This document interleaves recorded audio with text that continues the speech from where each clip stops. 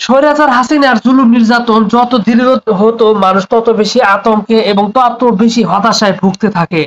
আর সেই ভয়ঙ্কর কঠিন সময় কিছুটা আলো দেখাতো যারা দুইজন, এই দুইজন আন্দোলনের সংগ্রামের জ্বালানি দিত, তাদের কথা বিশ্লেষণ এবং এবং তাদের কথা অ্যাক্টিভিটি মানুষকে আরো বেশি আন্দোলিত করত।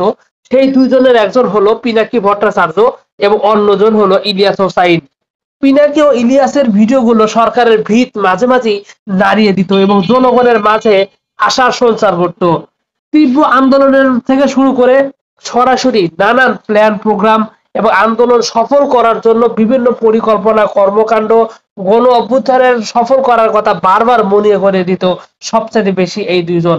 গত 15 বছরে যে সমস্ত লোকগুলো সবচাইতে বেশি নিপীড়নের শিকার হয়েছেন, দেশ ছাড়া হয়েছেন, তাদের মধ্যে রয়েছেন এই দুইজন। কিন্তু দুর্ভাগ্যজনক ভাবে এত কষ্ট, দুর্ভাগ্য, ত্যাগ, তিতিক্ষার পরও এখন পর্যন্ত তো তাদেরকে সঠিক মূল্যায়ন করা হচ্ছে না। দেশের মানুষ যদি একটু পিছনের দিকে তাকায়, তাহলে যে কয়জন 2-4 জন বাতি জ্বলজ্বল করতে দেখবে, তাদের মধ্যে অন্যতম হলো পিনাকি এবং ইলিয়াস।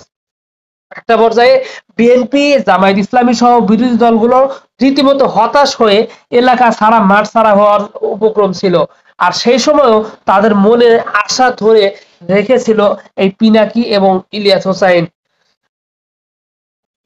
ভয়ার্ত সেই অন্ধকারের মধ্যেও স্বপ্ন স্বপ্ন দেখাতো এই দুইজন।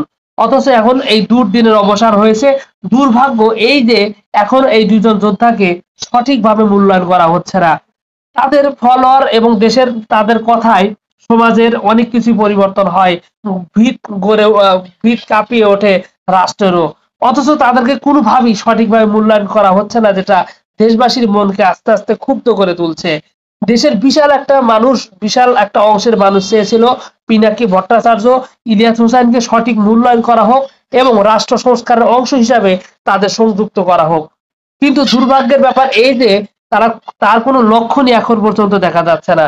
পিনাকি ভট্টাচার্যের সুন্দর পরিকল্পনা, দেশ গঠনের ব্যাপারে অসাধারণ সুন্দর সব আইডিয়া দেশকে আরো বেশি সুন্দর করতে পারে বলে মনে করে দেশবাসী।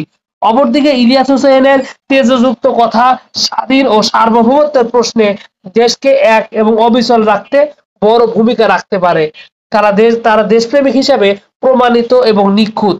অত্যন্ত দুর্ভাগ্যের ব্যাপার হলো তাদের সেই যোগ্যতাকে কোনোভাবেই মূল্যায়ন করা হচ্ছে না।